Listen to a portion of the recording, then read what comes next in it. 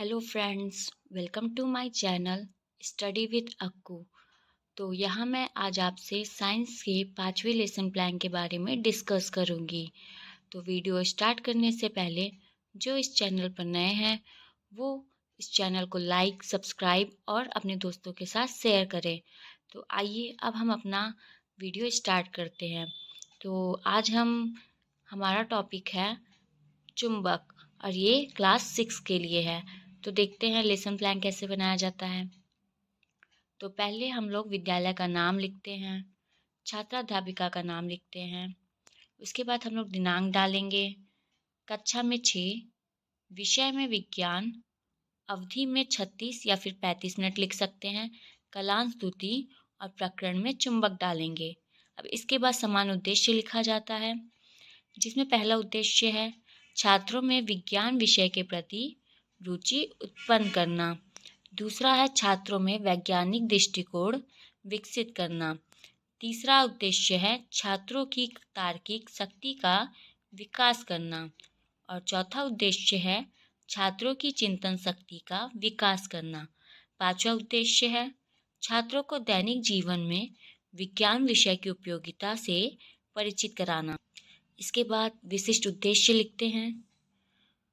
तो विशिष्ट उद्देश्य में पहला उद्देश्य है छात्रों को चुंबक और उसके ध्रुवों के बारे में जानकारी प्राप्त हो सकेगी। दूसरा उद्देश्य है छात्र चुंबक की आकृतियों को आसानी से समझ सकेंगे। तीसरा उद्देश्य है छात्र चुंबक की आकृतियों और ध्रुवों को चित्र या चार्ट के माध्यम से आसानी से समझ सकेंगे। और चौथा उद्देश्य है छात्र चुंबक का दैनिक जीवन में प्रयोग करने का कौशल विकसित कर सकेंगे। अब इसके बाद सहायक सामग्री लिखते हैं, जिसमें चार्ट, चौक, डस्टर, श्यामपट्ट, संकेतक आदि आते हैं। सहायक सामग्री के बाद हम पूर्व ज्ञान लिखते हैं।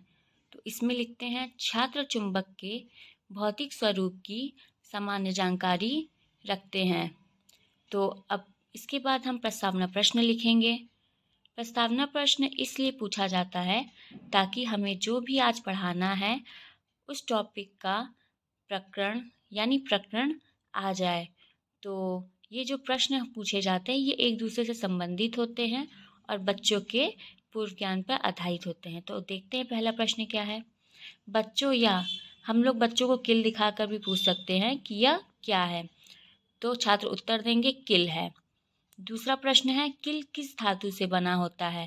तो छात्र उत्तर देंगे लोहे से। तीसरा प्रश्न है लोहे को कौन सी धातु आकर्षित करती है। तो छात्र बच्चे उत्तर देंगे चुंबक। अगला प्रश्न है चुंबक किसे कहते हैं।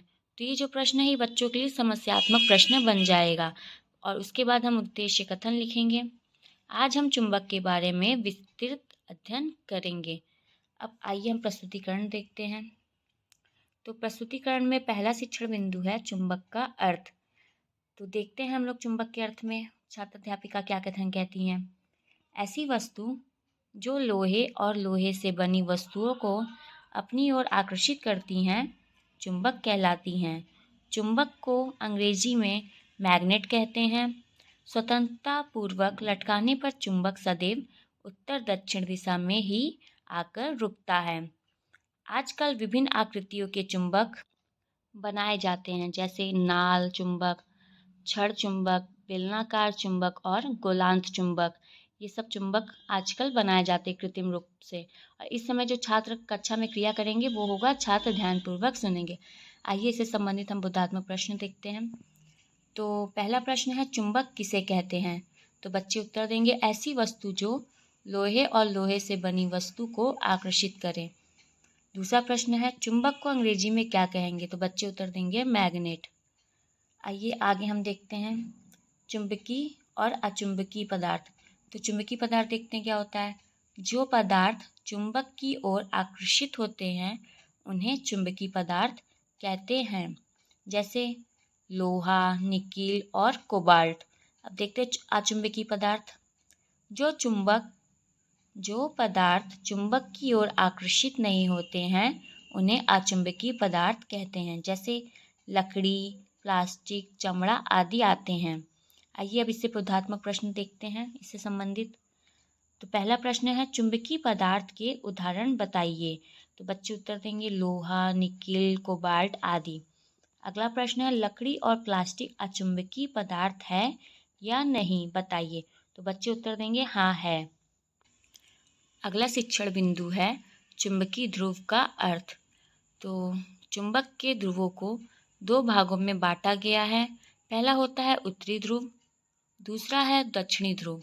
उत्तरी ध्रुव को N से हम लोग प्रदर्शित करते हैं और दक्षिणी ध्रुव को S से। और हम देखते हैं कि दो चुंबकों के समान ध्रुवों में प्रतिकर्षण और जो असमान ध्रुव होते हैं उसमें आकर्षण होता है। अब आइए इससे संबंधित जितना भी हम लोग शिक्षण बिंदु देखे हैं उससे संबंधित हम श्यामपट्ट कार्य देखें। तो आप सभी ये देख सकते हैं श्यामपट्ट कार्य चुंबक के बारे में।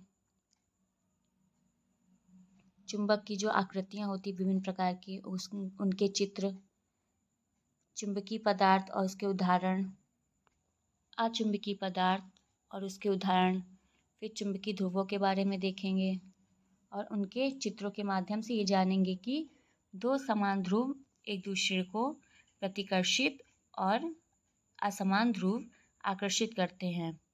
तो आइए अब हम इससे संबंधित मूल्यांकन प्रश्न देखते हैं। मूल्यांकन प्रश्न में पहला प्रश्न है, चुंबक किसे कहते हैं। दूसरा प्रश्न है, चुंबक के विभिन्न आकृतियों के नाम बताइए।